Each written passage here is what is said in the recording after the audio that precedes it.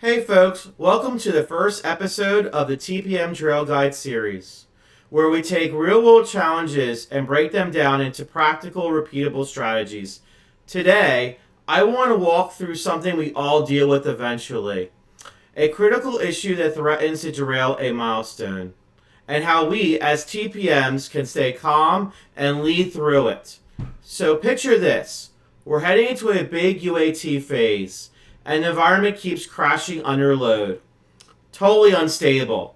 Engineers are scrambling, testers are blocked, and leadership is asking, are we still on track? This is where the path to green becomes your best friend.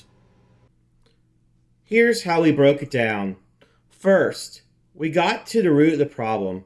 It turned out to be a backend memory leak and some misconfigured autoscaling settings that couldn't handle the load. Then, instead of just tracking the issue, we built a clear path to resolution, step by step.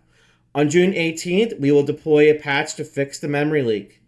On June 19th, we will tune the autoscaling and JVM settings.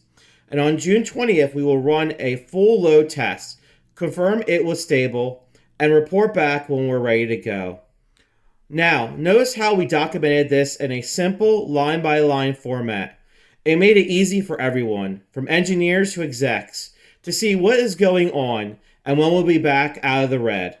The point is, we didn't just raise a red flag.